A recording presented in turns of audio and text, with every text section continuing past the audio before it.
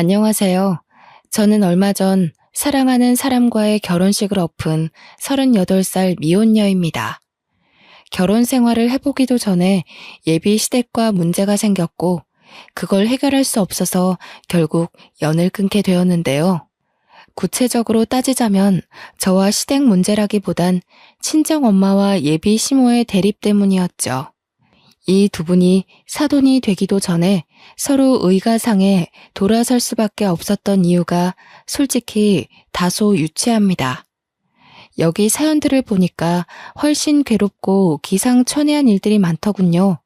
제 글이 상대적으로 별일 아닌 것처럼 보일지 모르겠던걸요. 그만큼 사소한 이유로 틀어지게 되었다는 건데요. 저의 황당한 사연 한번 들어보시겠습니까?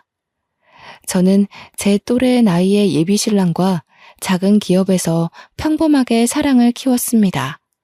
사내 연애였다는 거죠. 태생부터 날씬했던 저와 달리 예비 신랑은 선천적으로 덩치가 있는 사람이었는데 동그란 덩치와 어울리게 상당히 순둥하고 귀여운 성격을 가지고 있었어요. 제가 빠지게 된 매력 중에 하나였죠. 곰돌이 같은 남자를 좋아한 제게 예비 신랑은 안성맞춤이었고 그래서 제가 먼저 접근하여 만나게 된 거예요. 예비 신랑은 쑥스러움도 좀 많았는데 적극적인 제 표현을 늘 부끄러워하더라고요. 만나볼수록 사람이 거짓말도 잘 못하고 진정성도 있고요. 제가 좀 더 좋아해서 쫓아다녔던 기억이 여전히 생생하네요. 그만큼 좋아했어요. 결혼을 할 정도로 끌려서 프로포즈도 제가 먼저 했거든요. 솔직히 예비 신랑이 좀 소극적인 부분이 있어서 저를 부담스러워할까 싶었는데 다행히 제 프로포즈에 한 번에 응해서 안심했었죠. 우리는 상견례 날짜를 잡기 전 양가 댁에 같이 찾아가 먼저 얼굴을 비출 계획을 짰어요. 그게 예비 신랑 제안이었는데요. 우리 집에 먼저 들리자는 예비 신랑의 의견을 수용하여 저는 엄마와 날짜를 잡았고 우리 엄마를 만나러 가게 되었습니다. 우리 엄마는 계곡 주변에서 펜션을 운영 중인데 아빠와 일찍부터 사별하여 도시 생활을 정리하고 산 주변으로 빠져나와 살고 있던 중이었거든요. 저도 엄마가 쓸쓸할까봐 같이 살고 있어요. 직장과는 거리가 먼 편이라 교통이 좀 불편하긴 하지만 자차로 1시간 정도는 엄마를 위해서 헌신할 수 있잖아요. 지금은 펜션이 비수기라서 예비 신랑과 제가 인사드리러 가기 딱 좋은 시기였죠. 오느라 고생 많았어. 여기 길이 험해서 운전하는데 많이 힘들었지? 어여 앉아. 앉을 데가 마땅치 않네. 바닥에 좀 앉아도 되겠어?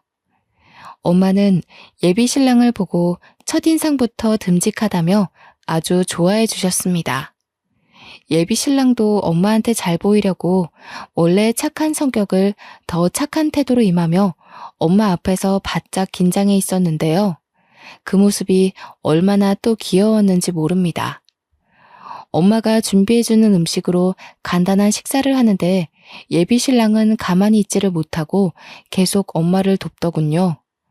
엄마가 가서 앉아 있어도 된다고 했는데도 엄마 뒤를 졸졸 따라다니면서 예쁜 짓을 알아서 잘도 했습니다.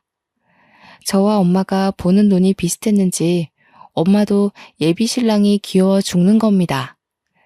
안절부절하는 예비 신랑 모습에 엄마랑 둘이서 얼마나 배꼽 잡고 웃었는지 모릅니다. 그렇게 우리 엄마와 예비 신랑과의 첫 만남은 아주 좋았습니다. 예비 신랑도 엄마가 많이 웃어주니 좋은 사람 같다며 마음이 편했다고 하더군요. 예비 신랑이 예비 처가댁에 보여준 예의에 보답하고 싶어서 저도 예비 시댁을 뵙기 전 엄청 마음의 준비를 하였습니다. 잘 보여야 해서 머리부터 발끝까지 단정하게 풀세팅했고요. 남편에게 미리 시부모님의 정보를 따내 예상치 못한 일이 없도록 대비하려고 노력했죠. 그렇게 시댁을 방문하는 날이 되었을 때였습니다. 그동안 단련했던 마음가짐을 한 번 더 단단히 하며 예비 신랑을 따라 집 안으로 들어갔는데요. 예비 시댁 식구들을 보고 좀 놀랐던 건 다름 아닌 풍채였습니다.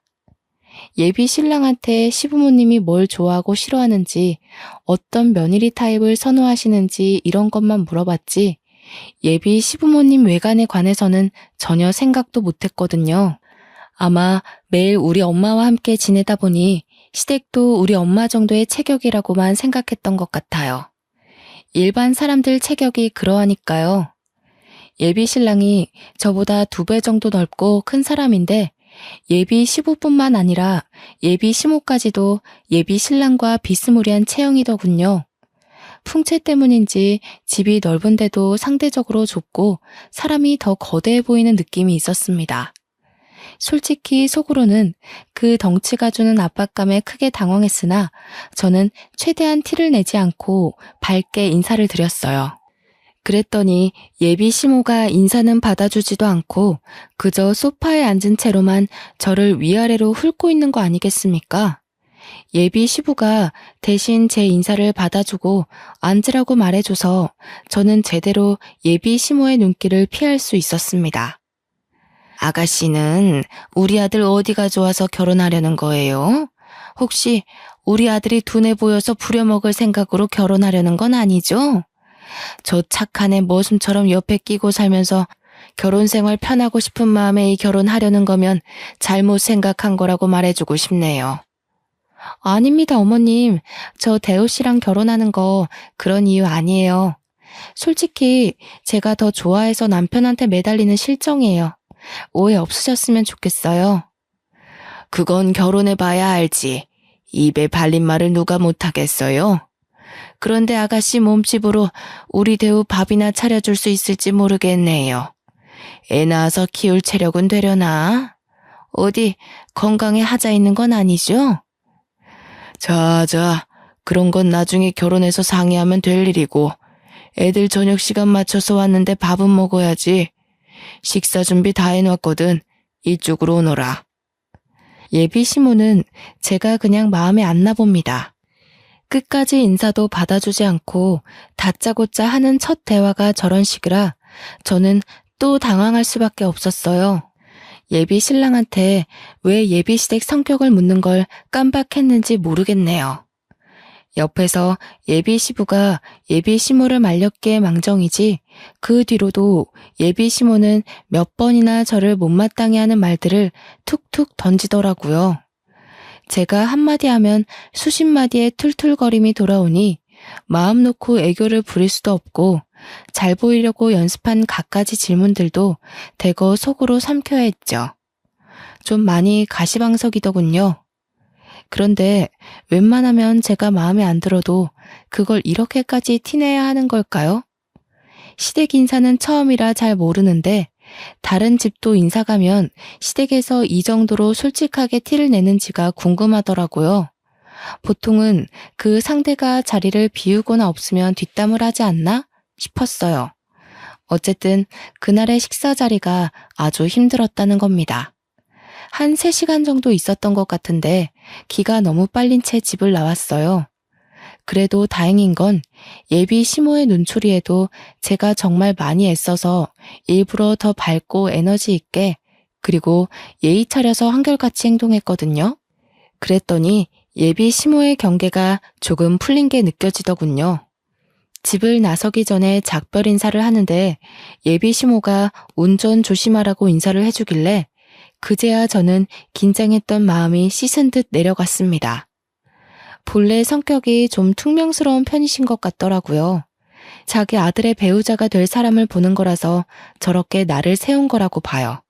예비 신랑은 그날 저를 집에 데려다 주면서 엄청 사과를 하더라고요. 식사하는 내내 눈치를 보더니 자기 엄마 성격을 말 못해준 게 미안해서 그랬나 봅니다. 그러면서 하는 말이 우리 엄마가 원래 뭐든 좀 부정적으로 생각해. 다 의심하고 불평하고 좀 그래. 미안해. 미리 말해줬어야 했는데. 당황스러웠지? 너무 상처받지는 말았으면 좋겠어. 엄마가 말을 예쁘게 못해서 그렇지. 계속 지내다 보면 자기한테도 시엄마로서 잘할 거야. 괜찮다니까 그러네. 이런 사람들 있으면 저런 사람들도 있는 거지. 나도 직장 생활 해봐서 알잖아. 그런 분들은 자기도 모르게 나오는 행동들이라서 다 이해해. 어머님도 본래 그런 분은 아니신 것 같던데. 우리 나올 때 인사 받아주는 거 못 봤어? 이런 식으로 차근차근 풀어가면 될 거야. 저와 예비 신랑은 끼리끼리 만난다는 말을 많이 들었는데요. 예비 신랑 인품이 순둥한 것처럼 저 또한 배려심 깊고 마음 따뜻하다는 칭찬 많이 들었어요. 이런 제 성품은 온전히 엄마로부터 물려받은 성격이라고 해도 과언이 아닌데 엄마가 늘상 입버릇처럼 제게 하던 말이기 때문에 이렇게 이해심 깊은 사람으로 자랄 수 있었던 거예요. 니네 아빠가 늘 하는 소리가 있는데 절대 사람을 겉모습 보고 판단하지 말라는 거야. 이런 사람이 있으면 저런 사람이 있고 이렇게 생긴 마음이 있으면 저렇게 생긴 마음도 있을 수 있는 거지. 내가 이해할 수 없는 사람이라고 해서 그 사람을 나쁘다고 할 수는 없어. 세상에서 제일 나쁜 사람이 어떤 사람인 줄 아니? 나의 소중한 것을 함부로 여기는 사람. 아빠라는 사람은 제가 너무 어릴 때 돌아가셔서 어떤 사람인지 잘 몰라요. 늘 엄마 입으로 들어서 아빠는 이런 사람이구나 하고 이미지를 상상했을 뿐이었죠. 제 생각이 맞다면 아마 아빠도 엄마처럼 좋은 사람이었을 거라고 봅니다. 양가 댁을 다녀오고 난 후 바로 다음 달 저희는 상견례를 잡기로 했습니다. 어차피 결혼식은 연말이었고 다른 준비는 차차 하면 되었거든요. 어른들께 인사드리는 건 최대한 빨리 하는 게 예의라고 보고 서로 날짜 되는 날을 찾다 보니 다음 달이 가장 빨랐죠. 저희는 양가 부모님께 약속 정보를 알려드린 후 분위기 괜찮은 일식집에서 상견례를 하게 되었습니다. 저희 엄마는 펜션을 운영하기 때문에 평소 편한 옷차림만 즐겨 입었는데 이번에 상견례를 위해 제가 옷 한 벌 맞춰줬는데요. 엄마랑 같이 손수 백화점까지 가서 구매한 브랜드 옷인데 그 옷을 입어봤을 때 직원들이 저희 엄마 보고 모델 같다고 너무 날씬하고 예쁘다고 엄청 칭찬해 주더라고요. 제가 봐도 엄마는 참 곱게 나이가 드셨어요. 험한 펜션 일을 하는데도 피부가 고우시고 주름도 나이에 비해 적었거든요. 외가 쪽이 대부분 다 피지컬이 좋은데 이런 것도 유전인가 봐요. 저도 엄마를 닮아 옷에 좋다는 소리는 좀 듣고 살았답니다. 엄마는 오랜만에 걸쳐보는 예쁜 옷을 입고 좋아라 했어요. 아무리 편한 옷을 선호한다고 해도 엄마도 여자잖아요. 우리 여자들은 예쁜 옷 보면 설레는 희한한 DNA가 있지 않습니까? 비록 이 예쁜 옷을 한번 입고 말지 모르나 저와 직원들이 진심으로 칭찬하자 엄마는 기분 좋아서 그 옷을 골랐죠. 칭찬받는 걸 쑥스러워하는 엄마가 문득 소녀같이 예뻐서 저까지 기분이 좋았던 쇼핑이었습니다.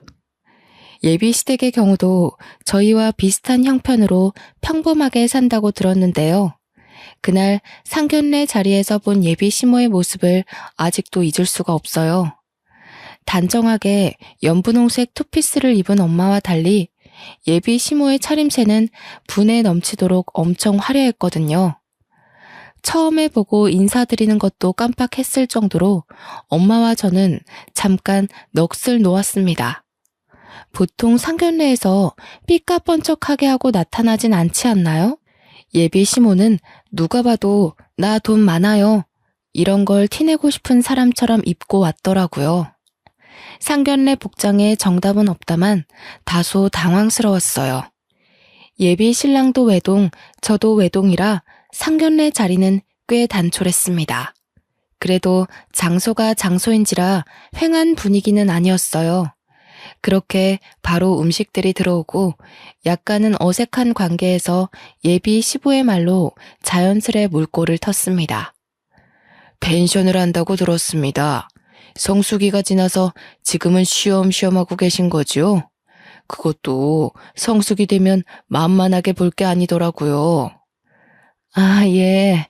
지금은 좀 괜찮은데 성수기 때는 정말 말도 못해요.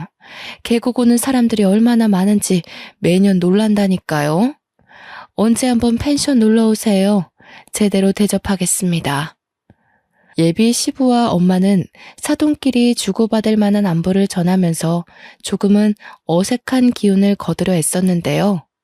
정확히는 예비 시모 빼고 모두가 자리의 분위기를 위해 서로 조심하고 있었죠.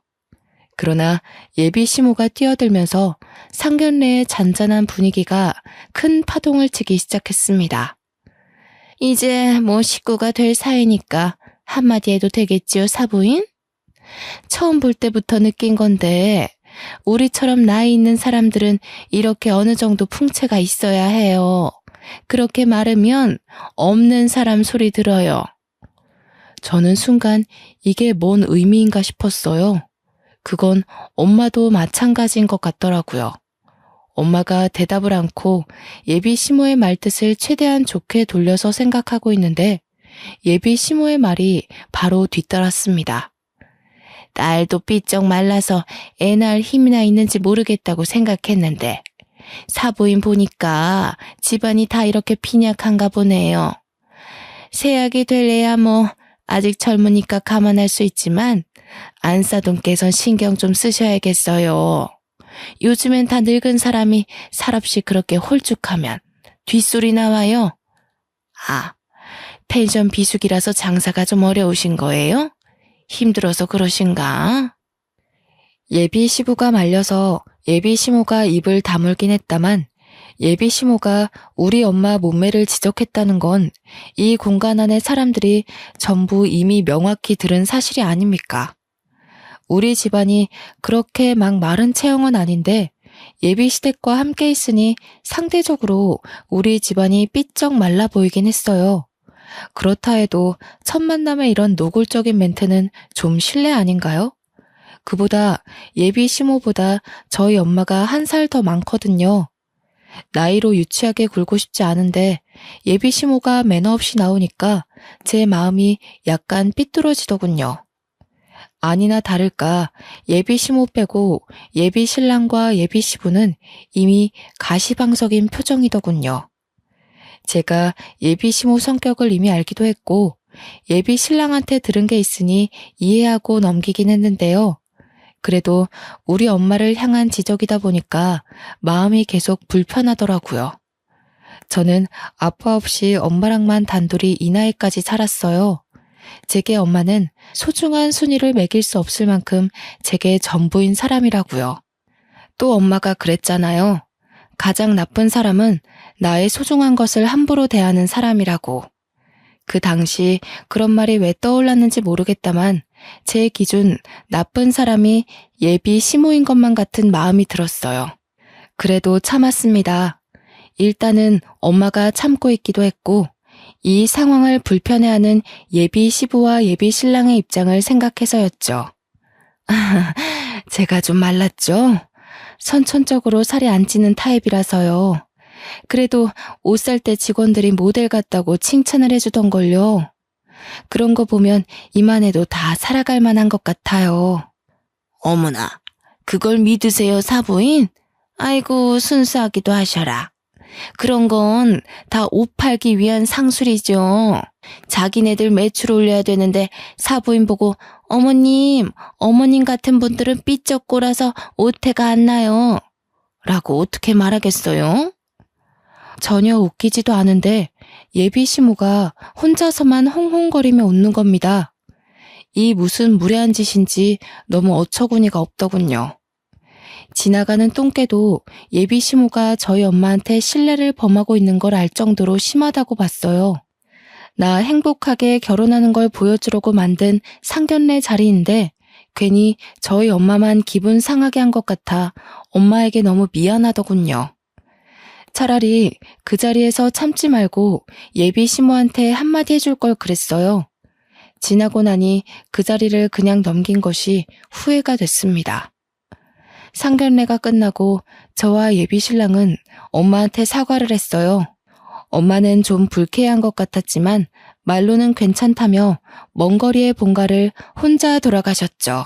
그 후 솔직히 예비 신랑과 조금 다퉜습니다. 다퉜다기보단 제가 일방적으로 신경질을 낸 거네요. 예비 신랑은 자기 엄마 잘못을 알고 있어서 그런지 한마디도 못하고 중간중간 미안하다고만 했고요.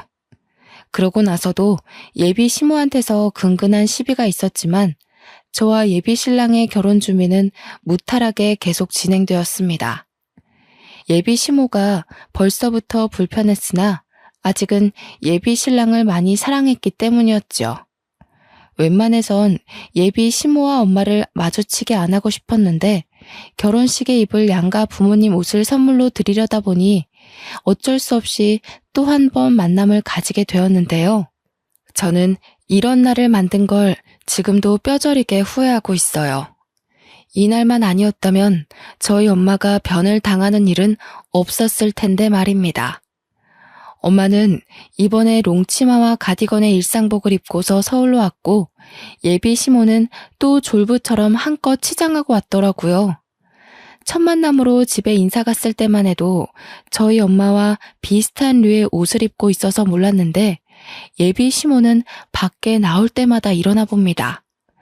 그게 또 낙인가 보다 하고 넘기려고 했는데 아니나 다를까 예비 시모가 또 참지 못하고 저희 엄마를 보고 입을 놀리는 겁니다. 각자 엄마 옆에서 나란히 걷고 있던 우리도 당연히 들을 수밖에 없었는데요. 어머, 사부인, 옷이 그게 뭐예요? 안 그래도 홀쭉한 사람이 그렇게 추리한 옷 입으니까 정말 없어 보이잖아요. 제가 지난날 뭐라고 했습니까? 우리처럼 늙은 사람들은 살집이 있어야 한다니까요. 예, 압니다. 그런데 뭐 보이는 게 중요한가요? 안사돈께서도 아실 거 아니에요? 우리 정도 되면 젊은 애들이랑은 달라서 혈액순환이 크게 중요하잖아요. 몸이 갑갑하면 좀 불편해서 저는 이런 편한 옷이 좋네요. 저희가 목적지에 도착할 때까지 예비 시모는 계속 자신과 우리 엄마를 비교하면서 엄마의 외관을 계속 지적질했습니다. 그걸 듣고만 있는데 한 번씩 화가 나더라고요. 솔직히 예비 시모 몸매가 누구를 지적할 만큼 훌륭하지 않거든요. 자꾸 우리 엄마 보고 말랐다고 뭐라 하는데 예비 시모야말로 그 몸집이면 비만 클리닉에 등록해야 할 정도라고요. 저와 엄마는 일이 커질까봐 참고 있는 거지 절대 예비 시모의 말이 맞아서가 아닌데 예비 시모는 끝을 모르고 자꾸 자기 몸매를 내세우기만 했어요. 왜 자꾸 고나리질을 저희 엄마한테 하는 건지 도통 예비 시모의 의중을 모르겠더군요. 저는 예비 시모 말이 듣기 싫어서 엄마를 데리고 여성 정장을 보러 들어가 버렸습니다. 직원의 안내를 받고 엄마는 옷을 입어보기 시작했는데 예비 시모랑 예비 신랑이 멀찍이서 옷을 둘러보기만 하며 궁시렁대고 있더라고요. 엄마가 피팅룸에 있는 참에 저는 둘에게 다가갔죠. 어머님, 옷 좀 골라보셨어요? 어머님도 하나 골라서 디자인 한번 맞춰보세요. 저쪽에 거울 있거든요. 마음에 드시는 거 몇 개 골라주시면 저희가 봐드릴게요. 안 그래도 말할 참이었는데 요새 누가 이런 걸 입니? 촌스럽게. 이런 거 다 옛날식이야. 어쩜 이렇게 입고 싶은 스타일이 하나도 없을까? 보기 좋게 한복이나 한 벌 맞추면 될 걸 무슨 정장을 입는다고 유난인지 모르겠네. 너희 엄마는 정장이 좋다니? 한복을 입어야 삐쩍 마른 몸이 좀 가려질 텐데. 예비 시모야말로 한복으로 몸매를 가리고 싶었던 게 아닐까요? 입고 싶은 스타일이 없는 게 아니라 입을 수 있는 스타일이 없는 거 아닐까요? 저는 알고 있었어요. 예비 시모 사이즈를 맞추려면 어딜 가나 맞춤 정장을 해야 한다는 걸. 어쩔 수 없으니 그렇게 해줄 생각이었는데 예비 시모는 자꾸 다른 데 가보자고 하더라고요. 한복 매장 없냐면서요. 그래도 한 번 더 꼼꼼히 골라보라고 겨우 어르고 달래고 있었는데 마침 저희 엄마가 피팅룸에서 나왔더군요. 직원들이 먼저 보고 난리가 난 바람에 저희도 다 돌아보게 되었어요. 어머님, 완전 모델이세요. 비율 너무 좋으십니다. 어머님 나이에 이런 세련된 감각 소화하기 쉽지 않은데 어쩜 이렇게 오태가 좋으세요? 정장 계통에서 딱 원하는 비율이세요. 멀리 있는데도 저희 엄마를 향한 이런저런 칭찬이 자자하더군요. 저도 어디 가서 옷에 좋다고 칭찬은 들어봤는데 저런 식으로 직원들이 한꺼번에 모여 칭찬을 하는 경우는 처음 봤습니다. 저도 당황스러웠는데 같이 있던 예비 시모는 오죽했을까요? 뭐 당황스럽기만 했던 건 아닌 것 같더군요. 여기 직원들도 보는 눈이 영 저렴하네. 모델은 무슨 딱 봐도 상술이구만. 네 엄마 아직 멀었다 얘. 내가 그렇게 조언을 해주면 뭐하니? 저런 가벼운 상술에 또 좋다고 넘어가고 있는데. 그만 다른 데 가보자 아들. 그런데 예비 신랑도 하얀 정장 입고 있는 우리 엄마 보면서 깜짝 놀라느라 자기 엄마의 말을 못 들었던 겁니다. 저는 예비 신랑의 이런 솔직하고 순수한 면이 좋았거든요. 이런 성격이 가족이라고 예외는 아닌가 봅니다. 어머님 진짜 아름다우시다. 자기가 어머님 닮아서 날씬하고 예쁘구나. 나 저렇게 고운 분 처음 봤어. 옷이 날개라더니 어머님 같은 분이 걸치니까 완전 소녀 같네. 예비 신랑의 순수한 표현이 너무 진심으로 와닿아서 저는 웃음이 터져버렸습니다. 그런데 예비 시모는 아들마저 저희 엄마를 칭찬하니 더 화가 났는지 다짜고짜 그 큰 덩치로 옷 사이를 헤집고서 저희 엄마한테 가더라고요. 느닷없이 주위의 직원들을 밀어내더니 언성을 높였습니다. 사부인, 나니까 솔직하게 말해주는 건데 정말 빈티나 보이니까 빨리 벗어요. 이렇게 나갔다간 누가 흉 볼까봐 겁나네. 내가 옷 파는 사람들 믿지 말라고 했죠? 얼른 나와요. 한복 보러 가게. 네? 다들 예쁘다고 하는데 왜 그러세요? 안사돈, 저는 이 옷이 너무 마음에 드는데요. 안사돈은 한복으로 하세요. 저는 다른 색상도 몇 개 입어보고 정장으로 할까 싶네요. 못 산다 못 살아. 제가 이런 거 다 상술이라고 했잖아요. 다 큰 어른이 그런 말도 못 거르고 어떻게 살아왔대요? 멀리서 애들이랑 지켜보는데 애들이 차마 말을 못하는 것 같길래 제가 나서서 알려주는 거라고요. 얼른 갈아입고 나와요. 이봐요 안사돈. 적당히 하세요. 차라리 질투가 나면 난다고 얘기를 해요. 안사돈께서 덩치가 크시니까 제 옆에 있을 때 상대적으로 더 거인 같아 보여서 이러시는 거 아닙니까? 저도 사람 볼 줄 아는데요. 부러워도 부럽다고 말 못하는 사람들이 딱 이럽디다. 다 늙은 사람이 유치하게 아직도 이런 걸로 시기를 해요? 뭐라고요? 거인? 무슨 그런 막말을 하시는 거예요? 빈약해서 병자 같은 게 뭐 예쁘다고 제가 부러워하겠어요. 착각도 유분수지. 내 어이가 없어서 정말. 아무리 그래도 우리 이제 2번밖에 안 본 사이인데 무례가 심하네요, 사부인. 제가 하고 싶은 소리네요. 서로 조심해야 할 사이에 왜 이렇게 선없이 구세요? 왜요? 안사돈은 어디 가서 오태 난다는 소리 못 들어봤는데 이런 거 처음 봐서 신기해요? 제발 저까지 유치해지게 만들지 마세요. 어머 본색 드러내는 것 좀 봐. 살집 없어서 쭈글쭈글해질 사람 신기하고 말고 할 게 뭐 있다고. 그리고 제가 언제 선없이 굴었나요? 사부인이 선이 없는 거겠죠. 말이 아다르고 어다르다고 저는 조언을 한 거고 사부인은 저를 모욕한 거지요. 알았어요, 알았어. 확실히 덩치 때문에 목청도 크네. 공공장소니까 직원들 곤란하게 하지 말고 소란 그만 피웁시다. 아가씨, 이 옷 마음에 드네요. 그냥 이걸로 할게요. 엄마가 예비 시모를 무시하며 직원에게로 말을 돌리는데 일이 거기서 멈췄다면 우리 결혼이 말아먹진 않았을까요? 예비 시모는 쪽팔렸던 건지 억울했던 건지 얼굴을 확 붉히면서 자기를 돌아선 엄마의 어깨를 밀어버렸습니다. 말 그대로 말라서 힘이 없던 저희 엄마는 그 큰 덩치가 주는 파워에 못 이겨 휘청하고 엉덩방아를 찢고 말았죠. 제가 봐도 너무 사정없이 넘어가 버린 모양새였죠. 너무 놀랐던 저는 급하게 쫓아갔고 뒤따라온 예비 신랑도 예비 시모를 말렸어요. 저희 엄마는 넘어진 부위가 아픈지 몇 번을 앓다가 얼굴이 빨개져서 이게 뭐 하는 짓이냐고 소리를 질렀는데요. 거기다 대고 예비 시모가 하는 말이 참 기가 막히더군요. 아이고, 꽃이네. 그렇게 말라깽이처럼 삐쩍 마르니까 중심도 제대로 못 잡고 넘어지는 거예요. 좀만 더 나이 먹으면 걸어 다닐 수는 있겠어요? 나중에 10년 있다가는 요양병원에서 휠체어나 타셔야겠는데? 옷이 이쁘면 뭐하나?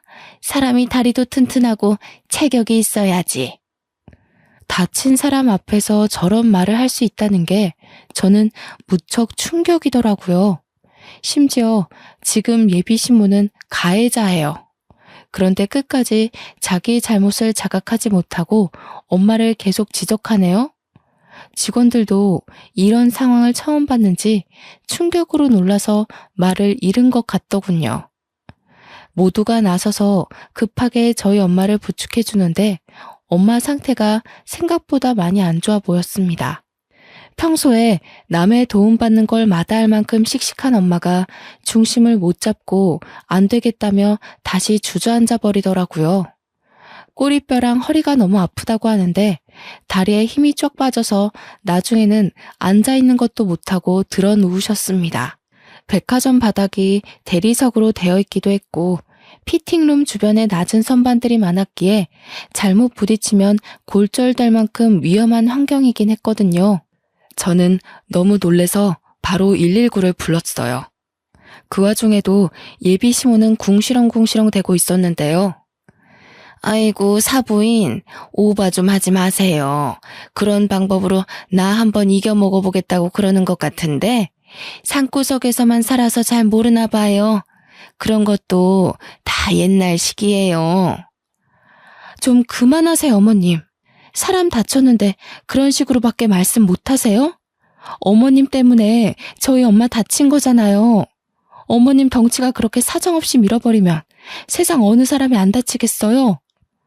도무지 참을 수 없어서 저 한마디 했거든요. 예비 시모가 제 버르장머리까지 논하면서 뒷목을 잡더군요. 그때 머지않아 구급대원 들어와서 엄마를 살피며 들것에 실었어요. 함께 있던 예비 신랑은 얼굴이 새하얗게 질리더니 지 엄마 등짝을 퍽퍽 때리는 겁니다. 예비 시모도 그때는 조금 큰일인가 싶었는지 구급대원한테 뭐냐고 진짜 다친 거냐고 슬쩍 묻는 겁니다. 저는 따라오겠다는 예비 신랑한테 화를 내면서 너네 엄마나 챙겨서 집에 가라고 해버렸습니다. 그렇게 근처 대학병원 응급실에 급하게 왔는데요. 엑스레이랑 간단한 검사를 마치고 의사를 대면했는데 의사가 꼬리뼈 골절이라고 하네요. 근육도 놀래서 이완주사랑 함께 약도 처방해주고 통증도 심할 테니 입원하고 누워만 있는 게 좋겠다고 해서 당일 입원 수속도 밟았습니다. 그리고 정신없어서 몰랐는데 엄마 머리까지 혹이 생겼더라고요. 아마 넘어질 때 머리도 부딪힌 것 같았어요. 그래서 추가로 MRI 검사까지 마쳤습니다. 그런데 저희 엄마가 진통제를 맞아도 꼬리뼈를 너무 아파해서 그 부분을 여쭤봤더니 의사는 아무래도 선천적으로 뼈가 약한 분이다 보니 충격에 더 영향을 많이 받았을 거라고 나중에 경과보고 수술이 필요할 수도 있다고 하지 뭡니까. 저희 엄마 정말 건강하게 지내셨거든요. 혹시 자기가 저한테 짐이라도 될까봐 늘 건강관리를 해오시던 분이었어요. 한 번도 수술대 근처를 갈 일이 없던 게 저희 엄마인데 생판 남이나 마찬가지인 예비 시모 때문에 엄마 건강에 적신호가 생겼다고 하니까 참을 수 없이 화가 나더군요. 주체할 수 없는 분노에 예비 신랑한테 당장 전화했습니다. 우리 엄마 꼬리뼈 골절됐어. 넘어지면서 행거 쪽에 머리 부딪히는 바람에 혹도 생겼다고. 나 더는 못 참겠거든? 우리 엄마 이렇게 만든 사람 심으로 모실 생각 없고 너랑 결혼 안 할 거니까 네 엄마한테 전해. 폭행죄로 고소할 테니까 경찰서 갈 준비하라고. 자기야, 제발 진정해. 내가 잘못했어. 우리 엄마가 그렇게까지 나갈 줄 몰랐는데 미안해. 내가 진작에 막았어야 하는데. 아니, 장모님이랑 뵙기 전에 내가 엄마한테 주의를 줬어야 하는 건데. 다시는 우리 엄마가 장모님한테 아무 소리 못하도록 만들게. 제발 결혼 안 하겠다는 말은 하지 마. 내가 너를 몰라서 하는 소리겠어? 넌 네 엄마한테 꼼짝 못해. 지난번에 보니까 니네 아빠도 니네 엄마한테 꼼짝하시던데? 내가 뭘 믿고 그 집안에서 살겠어. 차라리 나를 다치게 하지. 난 우리 엄마 손대는 사람이랑 더는 상종하고 싶지 않아. 자기 엄마가 그렇게 행동하는 사람인 줄 알면 아들인 자기가 맞거나 남편인 예비 시부가 진작에 바로 잡아놨어야 하는 거 아닌가요? 예비 시모가 대놓고 우리 엄마를 모욕하는 걸 둘 다 지켜보고만 있었잖아요. 이건 착한 걸 떠나서 비굴한 거라고 봐요. 저딴 식으로 남들한테 피해주면서 자기 자존심 세우는 인간 말종인 아줌마나 그걸 말리지 못해 전전긍긍하며 기죽어 사는 남편이나 그걸 그대로 보고 자랐을 아들이나 다 결국엔 같은 근본일 거란 생각이 들더군요. 저도 저지만 저희 엄마를 저런 집안과 사돈맺게 할 수 없었습니다. 저는 엄마한테 쉬고 있으라고 한 뒤 백화점에 찾아가서 아까 매장 CCTV 영상 좀 보여달라고 했어요. 마침 사각지대도 아니었고 백화점이라서 CCTV 구도가 다방면으로 잘 되어 있더라고요. 그 화면에는 예비 시모가 우리 엄마 어깨를 밀어버린 게 적나라하게 나와 있었고 저는 그대로 휴대폰으로 찍어서 경찰서에 신고해버렸습니다. 폭행죄로 신고했더니 예비 시모는 조사받는 중이고 함께 따라온 예비 신랑은 저를 보자마자 무릎 꿇고 사정을 하기 시작하더군요. 자기야, 내가 이렇게 빌게. 제발 우리 엄마 좀 살려줘. 내가 평생 장모님 모시면서 효도할게. 우리 결혼하면 친정 가서 지내자. 응? 한 번만 더 장모님 소리 하기만 해봐. 당신 입에서 장모님 소리 들으면 네 엄마가 내 시엄마 된 기분이라서 별로거든? 제가 왜 봐줘야 합니까? 감히 우리 엄마를 다치게 했는데. 이게 무릎 한번 꿇는다고 될 일인가요? 나이 먹고 제일 약한 곳이 허리라는데 살면서 척추가 하는 기능이 얼마나 비중이 큰데 이러다가 허리 쪽으로 만성 통증 생기면 어쩌려고 그런 생각 없는 짓을 했답니까? 저희 엄마 평생 허리 치료하면서 주기적으로 병원 다녀야 할지도 몰라요. 자기 엄마가 큰 잘못을 했으면 인정하고 벌을 받게 해야지. 우리 엄마 상태 들여다보지도 않고서 무작정 자기 엄마 걱정만 주구장창하는 건 무슨 경우랍니까? 생각할수록 기가 차서 합의해달라는 예비 신랑의 꼴까지 보기 싫더라고요. 근데 더 기가 막힌 건 예비 시모의 태도였습니다. 아들아, 당장 일어나지 못해? 뭘 잘못했다고 무릎을 꿇어? 무릎 꿇을 가치가 없는 것들이야. 어디 젊은 것이 못된 것만 배워서 지 시엠이 될 사람을 경찰에 신고한단 말이니? 너는 이런 여자 뭐가 좋다고 아직도 결혼 타령이야? 말은 바로 하세요, 아줌마. 무릎은 아들이 아니라 아줌마가 꿇으셔야죠. 아직도 상황 분간 안 되세요? 우리 엄마 지금 수술해야 할지도 모르거든요. 제가 조만간 진단서 떼서 제출할 건데 그럼 아줌마 폭행죄로 안 끝나요. 상해죄로 더 큰 처벌 받는다고요. 아줌마? 기가 차서 정말. 니네 엄마가 홀쭉해서 뼈 부서진 걸 왜 내 탓하니?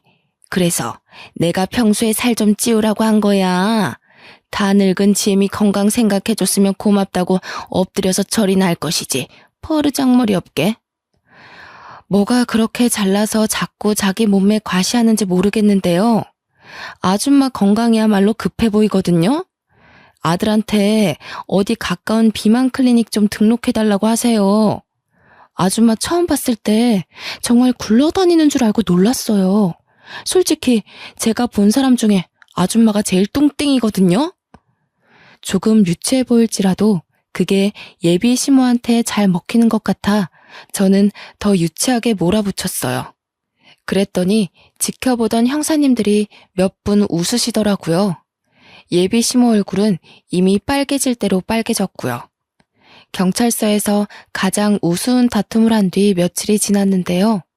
제가 엄마 간병하는데 일주일이나 지나서야 예비 신랑이랑 예비 시모랑 예비 시부가 사과하기 위해 얼굴 비추러 왔더군요. 그동안 일부러 오라고 독촉도 안 했어요. 어차피 고소 취할 생각도 없고 제가 굳이 나서서 골칫거리를 끌고 올 필요가 없었으니까요. 찾아왔길래 꼴도 보기 싫어서 인사도 안 했더니 머뭇거리고 있던 예비 시모 옆에서 예비 시부랑 예비 신랑이 사과 안 하냐고 엄청 쪼으더군요. 사과하면 될 거 아니야. 저기 사부인 미안해요.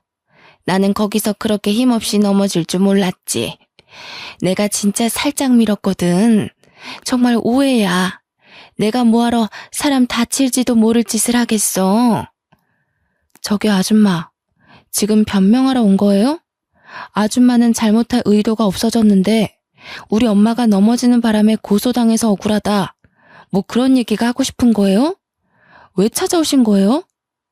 어처구니가 없어서 따져드니까 예비 시부랑 예비 신랑은 아무 말도 못하고 있고 예비 시모만 비죽거려가며 미안하다고 우물쭈물 또 사과를 하는 겁니다.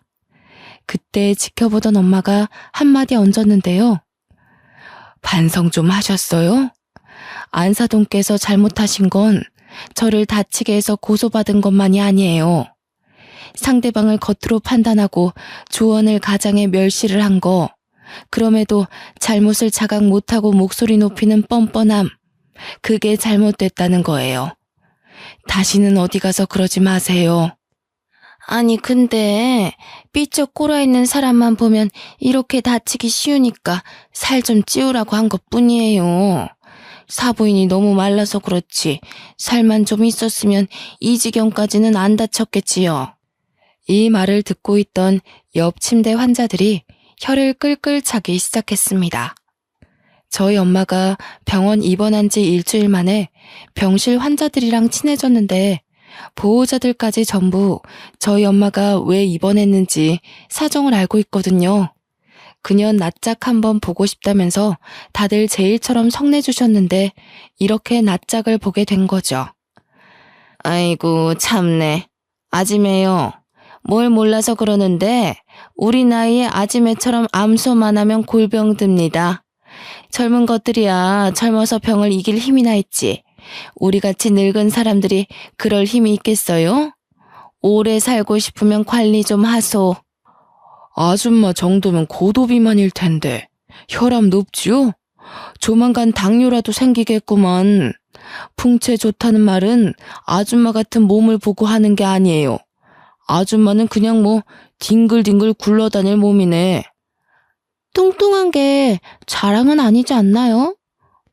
오히려 이쪽 분이 몸에 장근육도 있고 건강하던디. 의사 선생님도 이 짝 보고 평소 운동신경이 있는 덕에 이만한 거라고 하더이다. 어이가 없어서 원. 무슨 운동신경이요? 말라 비틀어진 인형같이 쓰러지더니만 참나 웃겨. 아직 상황 파악이 안 되시나 본데 세 분 다 무릎 꿇고 사정해도 모자라요. 형사 고소 들어갔다면서요? 합의 안 되면 벌금 많이 물 텐데. 치료비까지 물어야 돼요. 돈 없으면 징역살이 할지도 모를 판인데 지금 그렇게 장난식으로 사과할 게 아니에요. 돈도 없는 사람들 같구만. 아줌마, 이 병원 오는데 메이커 덕지덕지 얹고 온 거 보니까 돈 많은 척 보이고 싶었나 본데 우리 아들이랑 며느리가 여기 의사거든요. 요즘 돈 많은 사람들 그렇게 안 입어요. 더 감추지. 병실 내 환자랑 보호자분들이 전부 저와 저희 엄마 편을 들어서 적극적으로 공격을 해주는데 너무 속이 시원하더라고요. 아무 말도 못하고 표정 썩어있는 예비 시목골이 참 보기 재밌었어요. 더 할 말 없으시면 나가주시겠어요? 여기 환자분들 안정 취해야 되는데 그 큰 덩치로 입구를 막고 있으니까 보기만 해도 영 피로해서요. 이제 법적으로 해결할 일만 남았으니까 볼 필요도 없을 것 같은데 앞으로 찾아오는 일 없도록 해주세요. 아무 말 못한 예비 시모는 자존심 무척 상해하면서 먼저 병실을 박차고 나갔습니다. 예비 시부랑 예비 신랑은 저희한테 미련이 있는 것 같았는데 저는 끝내 돌아보지 않았죠. 저런 아줌마가 제 시모가 되었을 생각만 하면 자다가도 벌떡 일어날 지경이에요. 결혼이란 거 남편 하나 보고 할 수 있다고 생각했는데 역시 결혼은 집안 문제였네요. 그 후로도 저희 엄마는 한 달 넘게 입원 중입니다. 치료비가 점점 늘어나니까 그쪽에서도 안 달랐는지 하루에 한 번씩 전화와서 합의금 점점 높여 부르더라고요. 절대 합의해줄 생각 없어요. 저희 엄마 허리가 하루아침에 일이 망가졌는데 그깟 돈으로 상황 무마시키는 건 말이 안 되니까요. 잘못을 했다면 그 대가가 얼마나 무서운지 느껴봐야 다시는 이런 짓 안 할 거 아닙니까? 진심으로 반성해도 봐줄까 말까인데 돈이면 다 되는 줄 아는 저 신보도 참 마음에 안 드네요. 합의고 뭐고 10년이 걸려도 안 해줄 생각입니다. 제 사연 읽어보니 어떠신가요? 다소 아이들 싸움 같기도 하죠. 저도 예비 시모 같은 유치한 사람 처음 봤거든요. 지나서 생각하니까 이젠 헛웃음이 나오네요. 만약 우리 엄마가 그런 사람이었다면 어디 얘기하기도 쪽팔렸을 거예요. 저주하는 건 아니지만 그 집이 어디와 사돈 맺는 일은 없었으면 좋겠어요. 상대 며느리 집 망할 일 있나? 현재는 엄마는 펜션을 잠시 접고 서울에 전세 하나 얻어서 저와 같이 살고 있습니다. 허리 때문에 무리한 일은 잠깐 쉬기로 했거든요. 엄마 허리가 최대한 나을 때까지 제가 잘 보필하며 지내고 있어요. 다들 사랑에 눈 멀어서 이상한 사람 걸을 수 있는 기회를 놓치는 그런 짓은 하지 마세요. 지금까지 제 사연 읽어주셔서 감사합니다.